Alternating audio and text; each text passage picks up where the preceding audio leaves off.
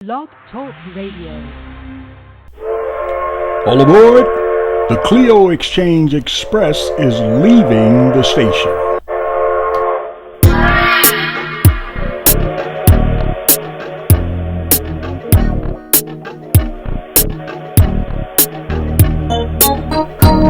Welcome to the Clio Exchange Express, a conversation about the past, present, and future. A lively discussion between friends, family, pundits, personalities, and potentates, if necessary, in order to teach and learn something new. So sit back, relax, and enjoy the hour. Let's go to the show already in progress.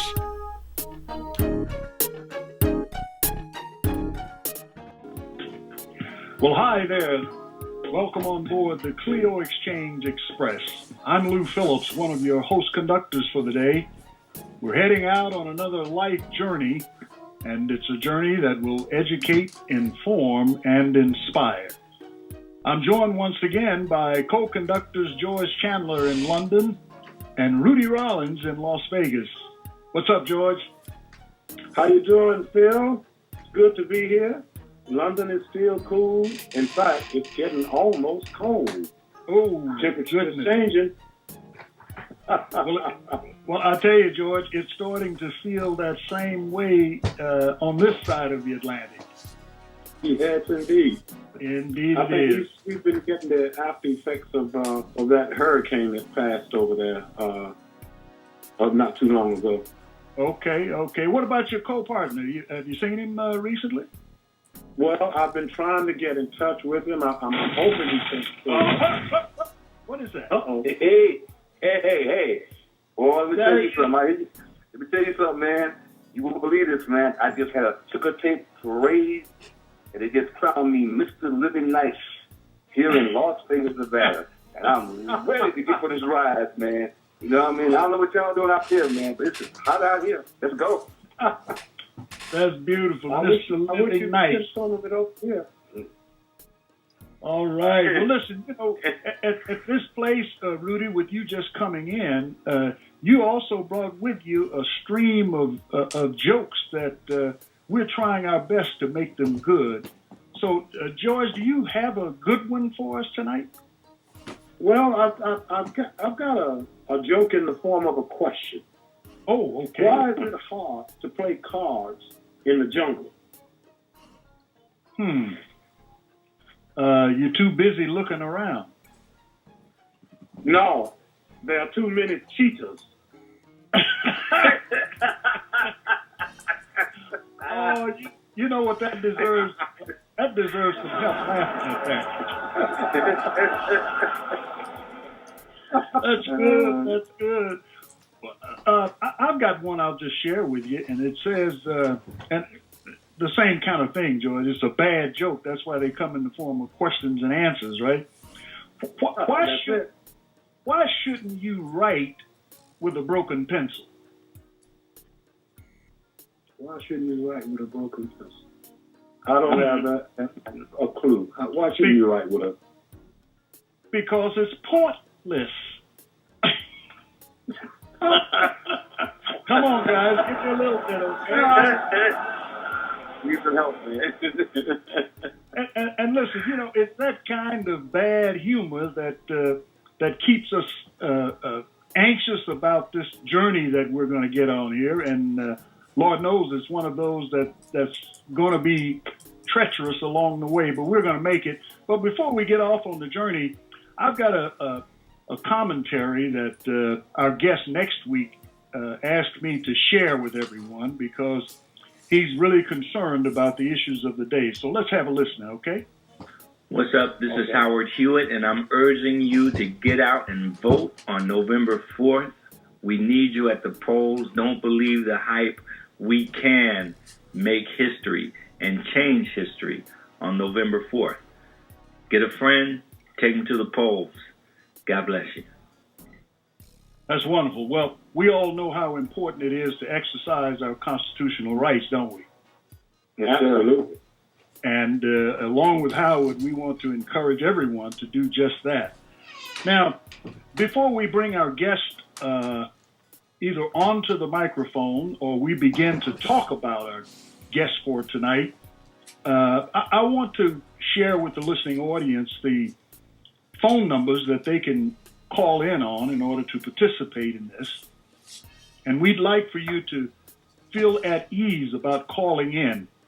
And I kind of preface my comments because with either talking about our guests or talking to them, because we haven't gotten a phone call in yet from our special guest for this evening, but we're going to go forward.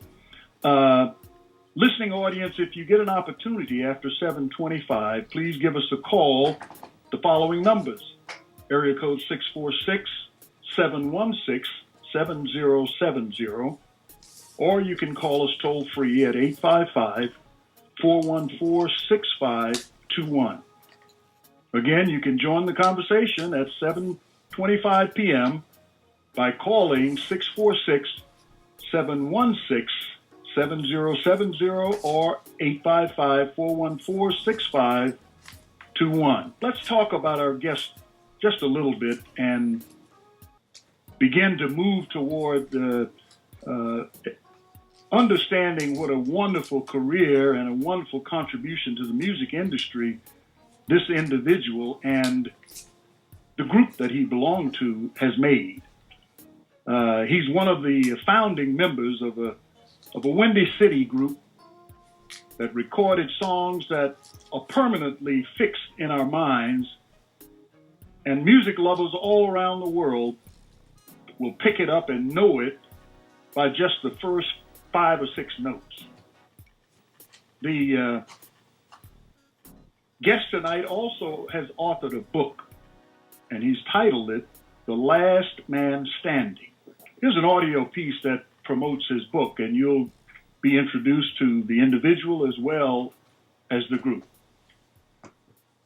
You know the name. You saw their story on Thompson. You remember the hits. Ladies and gentlemen, put your hands together for the legendary Starlight featuring Marshall Thompson.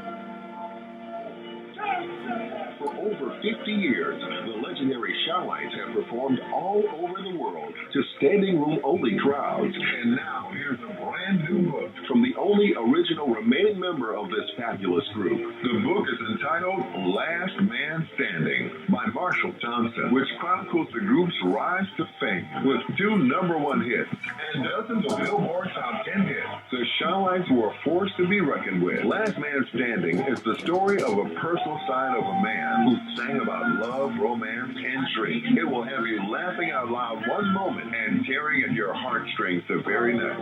Last Man Standing by the legendary Marshall Thompson. Available at Barnes & Noble, Amazon, and eBooks. That's a Wonderful Life, and we all are very familiar with the Shy-Lights, and we all grew up in that era, and we're doing a lot of singing ourselves during that period. Am I right about it, Rudy? Yes, sir. Yes, sir. And go right ahead, Rudy. No, I was just saying one of my earliest recollections with probably like most people was one of these famous songs was Have You Seen Her? I mean, it just changed the whole complexion of singing, man. You know, it had such an impact. Yeah. And you know, go ahead, Joyce. Yeah, I was about to say that one of the things that I remember about that period was the fact that the Temptations had changed their style, and it started doing what they call psychedelic music. And it seems that the Starlights were doing the love songs that the Temptations used to do. Right. And so that was a nice contrast between the two groups. That's right. And you know, one of the things that Marshall talked about in his book was the fact that he came out of a family on the south side of Chicago that spent a lot of time singing and entertaining throughout the city. It seemed as if his parents were entertainers and uncles and cousins, and so he came out of an environment that was very musically inclined, and he indicated that as part of the starting of the Shy-Lights that they were searching, George, for a brand new sound because, as you said, the transformation that was happening in the music business. Yes. And it was fantastic. It was a fantastic thing. It was a fantastic thing because even though, for me personally, I love the change that the Temptations made, you know, and I love that music, Cloud Nine and so forth. But I also love the music that the Shy-Lights did because it was the romantic stuff. Right. And it made such a wonderful contrast. And with the wonderful singing of Eugene Record and his fantastic songwriting, it really put the Shy-Lights right to the fore. That's right. And as part of the bringing together of the group, they actually started out as two separate groups, right? And it seems as if Marshall Thompson was sort of the lead of one group, and I think the guy that was a close friend of yours, Rudy, was it Red Jones, I think it was part of that group with Marshall. And then Eugene Record and the guy named Squirrel, Robert Lexton, was part of a separate group. And they merged the two together because I guess they were both kind of heading down the same road sound-wise, and came up with this unique combination of sound, voice-wise, because, you know, Eugene Record was, I mean, he had a pretty unique voice, didn't he? Yes, he did. Yeah, yes. And out of that, as the story goes, that they initially formed themselves as the Highlights, and there was some difficulty with marketing the name because someone else had already adopted that name, and they changed the name. And this tells you the personality of Marshall Thompson. They changed the group name to Marshall and the Shy-Lights. And he's you know, was kind of the base for the group. I've watched some old footage of them on Soul Train with Don Cornelius, and it was pretty clear that Marshall wasn't the man out front, but he was the guy behind the curtain. He seems to have been the guy who more or less kind of held the group together. Right. He seemed to have been the glue that held the group together.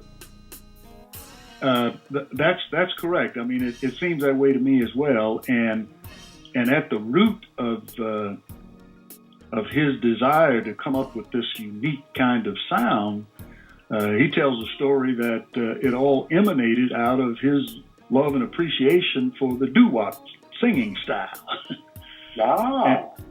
And of course, you know, the stuff we get today is as far away from doo-wop singing as just about you can get, don't you think? Oh yeah. Yeah. And as they began to pull themselves together as a group, I'm sure that they, although I haven't discovered the exact details of their experiences, as an example, when Don Cornelius moved the Soul Train organization from Chicago to Los Angeles, I believe it was. That part of that transition was that he took that group with him, you know, because they were really unique, and as part of his pitch to network television for Soul Train, you know, they were one of the first ones that he put out front. And that's amazing. It really is. And it put them in an environment where, you know, they really had to struggle to make it. And Rudy, you and George know a little bit about the challenges facing groups who are trying to essentially lift themselves up by their bootstraps because they didn't have a lot of money, you know, to support them. Why don't you talk about that a little bit, George? The struggle that groups would have under those conditions. One of the struggles that you have is really staying together because you're facing hardship. You're facing not much money. You're facing concerts being canceled. And I'm sure back when they first started, they faced the old segregation problem as well down south. And but if you've got those special guys, that can hang together and just hang in there, then you can make it. Right. But a lot of times in those initial struggling days, a lot of people fall by the wayside because they're not prepared to put up with those hardships. And go ahead, Rudy. Now, I just want to go back to something you said earlier about the Charlottes when it comes to their style. They also came in with. I had the pleasure of meeting the producer, Thompson, Washington, and they came in with this sound. I can't remember the name of it, but it was very unique, and I think that helped spearhead them through because it was different. It was very refreshing. The lyrics that Eugene wrote was right on time because, like you said, there was love songs.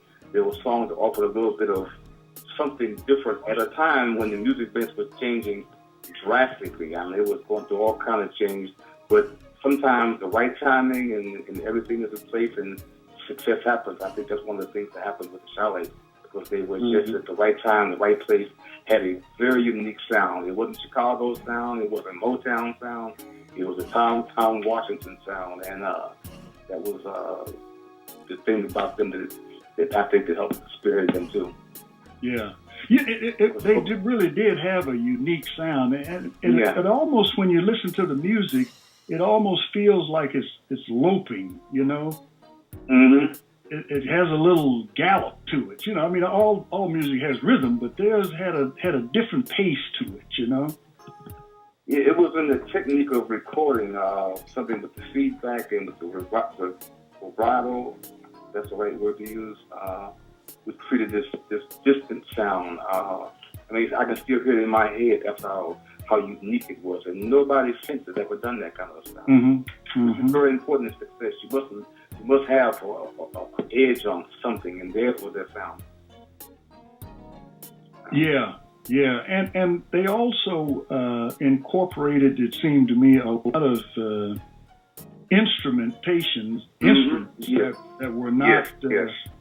That were not always there, and as a matter of fact, let me just bring him into the conversation because we've been talking about his record and his book and all of the wonderful contributions that were made by the Chi-Lites, and you know they've earned a mark in the minds of millions of people around the world.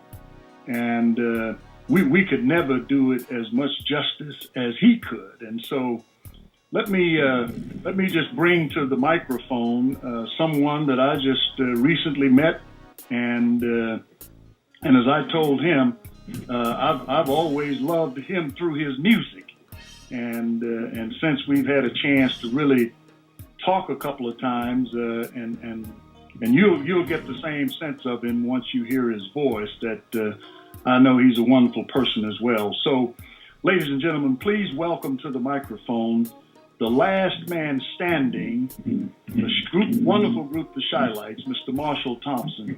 How you doing, Marshall? How you doing up there?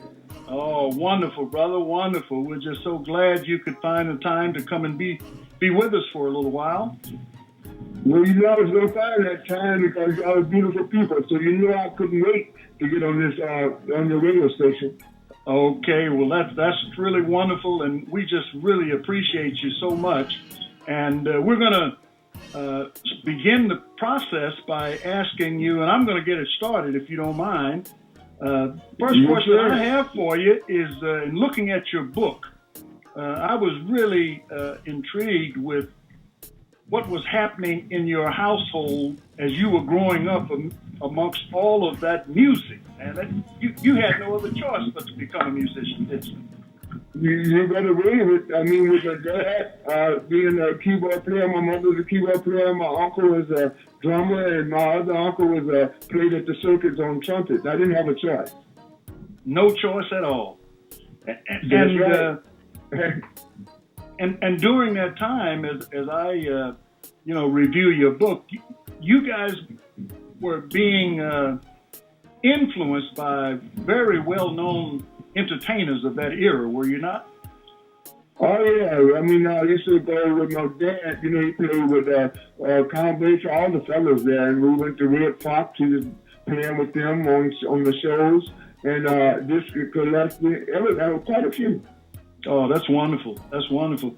Now, Marshall, I'm joined also by my colleague in London, George Chandler, and I believe George has a question for you as well. George? How you doing, Marshall? How you doing over there in London? We'll be over there shortly, buddy. All right. Well, you come over, I'll come to see you. I used to go to see you when you came over in the 70s. All right. That was the time we did the baby stuff then. That's right. That's right. One of the questions I wanted to ask you is about a particular song, and it's one of my favorite songs that the Charlites did. And it's the one about I'm ready if I don't get the girl. Right on. That's one of my favorite songs too. What's that song about? What is that song about? It's about the schoolhouse across town, to the parks and playground, places where kids. The reason I asked Marshall about that song because in my own mind I've always thought about the segregation. And the lyrics of that song talked about trying to progress, trying to move forward. And I thought it was a fantastic civil rights song at the time. Oh, okay. Well, we were talking about I don't know if you meant it like that. He's trying to answer you, George. We were thinking about at that time about, it's basically in the same area of what you're saying, but we was trying to bring peace and happiness to families in their homes. Like Right. We're gonna take a quick shift here and move toward our Underground Railroad tour. And in the meantime, I'm going to talk to you on the other line and see if we can get this cleared up, okay? Aboard! The Clio Exchange Express and the Underground Railroad tour is leaving the station. Next stop, Schoolcraft, Michigan, and the Dr. Nathan Thomas House. The Dr. Nathan Thomas House was the home of one of Michigan's most active Underground Railroad participants. He was a founding member of the state's Republican Party and Kalamazoo County's first physician. Dr. Nathan Thomas settled in Schoolcraft around 1833. In 1835, he constructed a building that served as both an office and residence. His wife once wrote, his anti-slavery views were so well known that while he was a bachelor boarding at the hotel, fugitives from slavery had called on him for assistance and protection. Mrs. Thomas estimated that between 1840 and 1860, she and her husband helped between 1,000 and 1,500 fugitive slaves escape into freedom. By the mid-1840s, a group of abolitionists in southwest Michigan had created an organized system for transporting slaves. Slaves were often brought to the Thomas House, then shuttled to a fellow Quaker living in Battle Creek. The slaves would eventually make their way to Detroit and on to freedom in Canada. The Dr. Nathan Thomas House is located at 613 East Cass Street in Schoolcraft, Michigan. Tours are available by appointment only. Okay, Marshall, we're back now. Rudy, you got a question for Marshall? Yeah, Marshall, I remember meeting you a few times when I lived in Chicago because I used to work with Eddie Thomas. And I had the chance of meeting one of your producers, Thompson Washington. I'm just Oh, curious. yeah, that's the guy there. Yeah, That's that sound, man. What was that sound called, man? That was such a refreshing. Well, that was the shy sound. The shy sound, okay. Yeah, that was the shy sound. Yep. Well, back in those days, every town had their own sound, just about, didn't they? Well, you had Detroit, you had their sound, you had Chicago sound, you even had Philly sound with Kenny and them. You know, everybody created their own sound. That's right. Memphis. I used to love the instrumentation. I remember when the song started with a harp. I said, what was sort of a harmonica, right? It was at the beginning of the song, man. The harmonica was on the old girl. Yeah, we did that for the old girl song. And one more question, man. One of my favorite songs, I'm like George. For God's sake, we're going to give more power to the people. What was it about, man? That was a motivating song for me. But what was it about? I mean, in your interpretation. I'm sorry. In and out to speak one more time for me, please. No, the song, For God's Sake, we got to give more power to the people. Yeah, that song, that actually was a political song because we was trying to reach out for people they was having a lot of problems all over the country at that time. And the Panthers had their thing going, the gangs in Chicago had their thing going, and we was trying to give some power to the people so they can kind of come together and be as one. It's a great song, man. And the effect of that song was tremendous on everybody, because wasn't that your first million seller? Yeah, that was the first million seller for us. We were very excited coming off of Give It Away.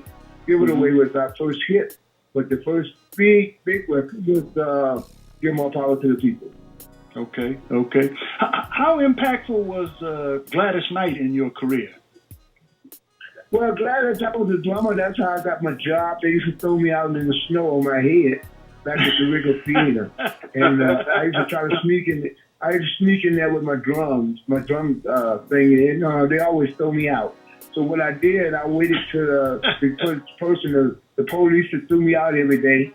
I waited till he went on lunch break, and Smokey Robinson. And then I went over there and bought me one of them suits that their band wear. And I bought me one of them suits downtown at Jewtown and came back in that suit, and they didn't even know who I was. I had my cross tie on with my white shirt, caught me some patent leather shoes, leather shoes, and I snuck in there and got in the audience. Wow. And then the house band was playing, and the house band couldn't play, the drummer couldn't play their music. So I've been studying their music for 2 weeks before Gladys and them got there. So she said, man, it's almost showtime. Showtime was at 2 o'clock. We said, it's almost showtime. We need a drum up here. So I raised my hand. I said, hey, Miss Gladys, can I play? And I went up there and got to wailing on them drums. She said, you got the show, you got the gig. Then I told everybody on 47th Street, all my friends, hey, I will be at the Wrigley Theater. They said, Boosie, you ain't gonna be at no Wrigley Theater. I said, I bet I'll be up there with Gladys Knight. And so when it came back showtime, I had my aunties and my uncles and cousins and everybody sitting in the front seat hollering for me, and the curtains opened up. I couldn't do nothing. My feet froze. My arms would move. Then I seen all the people out there. I said, what is this? Last night I said, Marshall, play them drums, Marshall. I said, well, I can't move. It was crazy, man. It was crazy. Marshall, this is George. Let me ask you. Hey, George. Were you born in Chicago? Yeah, I was born in Southside Chicago at Cook County Hospital. The reason I ask is because I hear that wonderful Southern accent. Well, that's because my family, my mother's name is from Vicksburg, Mississippi. I see. Yeah, that's where that's coming from, probably. Yeah, I got you. All right. So Marshall, did you really call her Miss Gladys? Very yeah. You should have seen what I did. She'll tell you when she talks to you. She got me up there, and I froze though.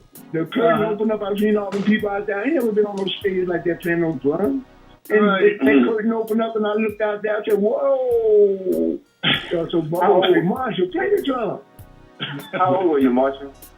about 17, 18 years old, something like that. All right, yeah. That's a good story, man. Scared to death. Yeah, Scared to death. Well, we've all been there, but the show went on, though, didn't it? Man, the second show I came out there wailing like I ain't never known stole something up there. Yeah. First show I was scared. Second show I wasn't scared at all. Yeah. So when did you make the transition from playing the drums to standing at the microphone? Well, after I left Major Lance with Monkey Time, playing on his records and different things.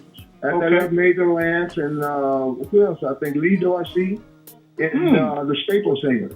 When I left the Staple Singers, that's when I transferred into the Shylights, putting all us back together. We was always together, but we wasn't doing that. Okay. Well, listen, we've got a caller on the line. If you don't mind, I'd like to bring him into the conversation. Okay? Fantastic. Hello, Mr. Bill Gaddis from Chicago and Florida, I guess it is. What's your question, sir? Well, hello. How you doing? It's a pleasure chatting with you and listening to your conversation. And I was reminiscing about some of the times that I used to go out and party listening to the Shylights in Chicago. Right. I moved to Chicago back in the days when you all first started. So I was in Chicago doing my little social thing, and the Shylights were one of the favorites here in Chicago. Right on. And what I wanted to know was, where did some of your travel take you around the globe, and what were some of the best places that you all remember going and playing in? Wow. Well, England was when I met the Hammersmith Odeon. That was a great show there. They built us 3 platforms in England, and that blew my mind. Then we started doing the Bailey Club, which was Elton John was owning the one in Watford, England, and we played there. And Elton John sung with us on one of our songs. I was very excited about that. But I mean, we've been everywhere. Germany. We've been to Guam, Singapore. We've even been to Greenland. We've been to Philippines. I mean, we've been everywhere. It's amazing because living in England, one of the Shylights' biggest records over here was a song called "Homely Girl." You better believe it. Yeah. Great songs. That's wonderful. The Shylights were very popular over here. Very popular. Well, we had, I think we had more number ones than we had over here. We had Too Good to Be Forgotten there. I Found Sunshine. You Got to Go. It's Time for Love. And Home It Up. Well, you had that kind of music that I would imagine you all are the reason for a lot of kids were spawned as a result of your music, because your stuff was hot and romantic. Well, we were surprised when Beyonce did our song Crazy in Love, because we had put that out in 1969. We sold about maybe 10,000 of that. And then here she came around there and she would got us 6 Grammys we got on the record. Yeah, that's wonderful. Wow. That's wonderful. Well, Bill, thank you so much for calling in. Thank you so much for calling in. It was a pleasure and always exciting to listen to a blast from the past. Yeah. Right on. Just to make sure the record stays straight, Bill is also one of our brothers. Marshall, I want you to know that we love him. We were all in Italy together many years ago, so he's kind of a padded call, but we appreciate him anyway, don't we, guys? I definitely appreciate it. Indeed. Now, let me ask you this. Now, I know that your mother was a praying woman and covered you all through your career. Now, did you have great difficulty getting out there to play this kind of music? Yeah, at first, but we had to do what we had to do, and when we hit it, and the other fellas hit it with it, we just had to do what we had to do and keep playing. But look at all the blessings we had flying on planes all over in Korea and places like that, and everything came out right. So we was pretty blessed. Yeah, yeah, yeah. And the fact that you have dedicated yourself to maintaining the legacy of the group, even up until today, you're still out there representing, aren't you? Yeah, we're still doing tours. We sold out in coming up Valentine's weekend in San Antonio, Texas. We're going to have about 14,000 out there at the concerts. But I got three new guys too. They're doing a great job. Mac Attack and Montet Griffin, and then my wife Tara. They're smoking up there. That's wonderful. That's wonderful. Talk to me a little bit about your book. What I mean, I can understand why you would do it, but you did it at a time that was really kind of troublesome in your life, wasn't it? Right. It's after I had the stroke, during the Soul Train cruise. It was unexpected. Don't nobody know what's going to happen to them in the future. They know where they've been, but they don't know where they're going. But I'm glad I had got it started before I even had the stroke. And it's doing wonderful now. You get it on the ebooks, Amazon. You can get it. I don't care what country you're in. You can get it. Just go on your computer, go to Amazon ebooks, and you can download it. Or Barnes and Nobles, because across America, I don't know how it is overseas, but Barnes and Noble is really big, one of the big outlets here. And everybody's doing a good job of supporting me with it. Yeah, and I'm very happy for it. That's wonderful. Well, I want you to know I took your instructions and downloaded it to my Kindle. And, that's right, and it's a wonderful read too, and to see you express how much you love playing drums, it was really touching. You fell in love with those sticks, didn't you?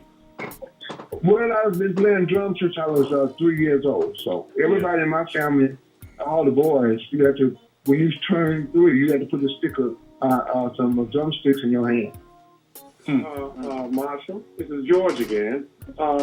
When you were growing up, when you were a young teenager, was gospel music being played in your house? Was it important in your... Well, it was both. It was both because my daddy was with a Red Islands band in those days, and he was playing jazz. A lot of jazz was playing at that time. And then I was coming up as I grew. I was listening to the Day-Old Flamencos. So it was turning with me, That's beautiful. That's beautiful. Well, you'll be happy to know that during the end of November we're going to have one of the last remaining flamingos as one of our guests. So we'll be certain to tell him Tommy Hunt is his name, and they were a tremendous group as well. But listen, fabulous group. Yes, indeed. As you look at all of the wonderful hits that you guys have provided for posterity as far as mankind is concerned, what is your favorite out of that? Well, the best record I loved with we did was That's How Long I Love You. Ooh. That's How Long I Love You. Yeah, that's how.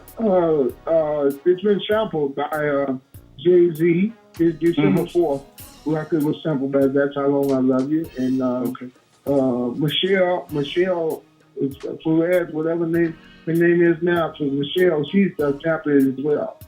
So people is jumping right on our music, But the biggest one yet that we had was Crazy in Love by Beyonce.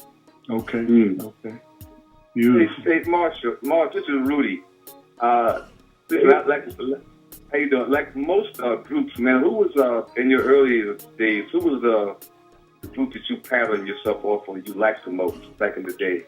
You was the name of it. Well, that was the Day-Olds, the Alvarados, the Spaniels, that's the Pookie Hudson, them. That was my favorite. And the Eldorado, Hercules Moses, those are all which good friends of mine. Berkeley Dad. And the Flamingos was one of the best. Yeah. Okay. Yeah. Well, what about Clyde McFadden's Drifters? Oh yeah. Well, Clyde McFadden used to be with the Flamingos too. Yes, he did. Mm-hmm. Well, it's just in my collection. When I think about your material, I can't get past "Oh Girl." Well, that was the biggest record we ever had. Man, I just can't. I stopped right there. Well, that's the biggest record we ever had, "Oh Girl." Well, I'll tell you, I'm come from left field again.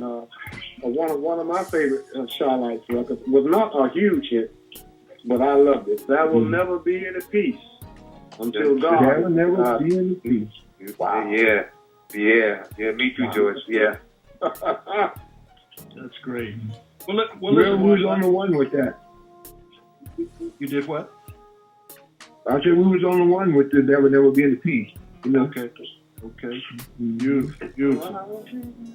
Well, listen, we've taken up a tremendous amount of your time, and I know you got a lot of things going on, and we're just so thankful to have this opportunity to spend time with you. George, you got any closing comments for Marshall? Well, I can only say, Marshall, that your music has been very, very important in my life, and I just want to say thank you. Okay, Rudy. Well, I tell you what. Oh, go ahead, Marshall. I'd like to answer his question. I really appreciate him for saying that, and that keeps my spirit going even further. Yeah. All right. That's beautiful. Rudy, what about you? No, I'm just going to repeat what George said. They took every word out of my mouth. Thanks for the hits, man. And thank you for keeping the legacy going, man. And much success in the future, Marshall. If I come to Chicago, get out, holler at you, man. You know, that's beautiful, buddy. And I guess in asking you, Marshall, to kind of give us a closing comment, speak to, if you could, to the young folks in terms of those that are trying to get into the business, and give them some good advice about how they need to prepare themselves and what to expect. Can you? Well, like to say, here's how it all starts. Mm-hmm. When you're born with talent. If you know you have a talent, if you know you believe in the talent, you believe in your talent, don't let people tell you that's your hometown to make a hit. That's not true. You don't have to move out to hometown to make it. If you got a good record, it can happen anywhere you're at. Where you live at. If you live in California, Chicago, Mississippi, or whatever, in the South, a good record is a good record. And we didn't know that until Have You Seen Her? We was playing the wrong side of Have You Seen Her for years. But the next thing we turned it over, and we got to have a #1 record. How about that? So just believe in what you're doing. Pray on it. Give it some prayer, and go with it. That's good advice. Keep moving forward. I'm saying keep moving forward and get it played. Flip it around. Let people hear it. Hear it something that somebody heard. Yeah. Well, I tell you, sir, we're just so thankful once again for you. And on behalf of my fellow conductors and also the listening audience, I want to thank you once again for taking the time to allow us the opportunity to receive some additional insight into the remarkable journey that you've had on this planet. How many years has it been now? 54 years. How about that? That's beautiful. It's been a wonderful life stop for us, and I think I speak for certainly for the two fellows that are on here with me. And just as a closing comment, I want you to know that I'll be praying that God continues to fill your life with His grace and mercy, and that all of His very best continues to flow to you. And ladies and gentlemen, I also want to let you know that you can encourage you to get a copy of Mr. Thompson's book, Last Man Standing, and you can get it at Barnes & Noble as well as on Amazon as a download to, as I've done, to your Kindle, okay? So, Mr. Thompson, thank you very much, sir, and we just pray that you have a pleasant evening. Well, thank you for having me on the show. I mean, and tell all the beautiful listeners out there, thank you for tuning in to hear my little story here. Yes, sir. Yes, sir. And go to my website, starlights.info. Your website is shylights.info. Shylights.info. Okay, very good, sir. Thank you so much. Thank you. God bless you. Yes, sir. Okay, guys, what do you think? I think we just hit another one out of the park. Yeah, boy. I'm so glad you driving that train, boy. All I can say. Oh, that was a wonderful discussion, and you sure know how to keep the train moving forward, boy. Because I was like, okay. Well, I tell you, Rudy, as we continue to record and the listening audience continues to listen to us, it's important for us to kind of really let them know that we learned some additional stuff from Mr. Thompson, and I can tell you, man, just hearing that he's still in the game, it gives you strength and encouragement, doesn't it? Yes, it does. Really does. Yeah. How long did he say he was out? How long did he? I missed that last point. You asked him how long had he been out? 54 years he's been in the Wow. business. Wow, yeah, man, it's amazing. Yeah. That's a long time. And just to listen and absorb his wisdom and creative energies, man. I mean, you can tell it's still flowing in him. Mm-hmm. Great story about the drone though, man. That was a great story. I mean, not everybody have a one story in their life you remember. That was a good story. I mean, just how we start. That's exactly right. That's exactly right. Like my story started with singing in the hallway at Miss George. Everybody got a storyline somewhere, Yeah, that's exactly right. Yeah. That's exactly right. I'll close it out with one question for you as well, guys. What did the digital clock say to the grandfather clock? I have no idea. I don't know. What did the digital clock to grandfather clock? It said, "Look, Grandpa, no hands." Okay, the conductor is telling us it's time to move on. We hope you've enjoyed the show. Let us know by sending an email to info@clioexchange-express.com. That's info@clioexchange-express.com. Until next time, we wish you peace of mind, love from the heart, and happiness you cannot explain.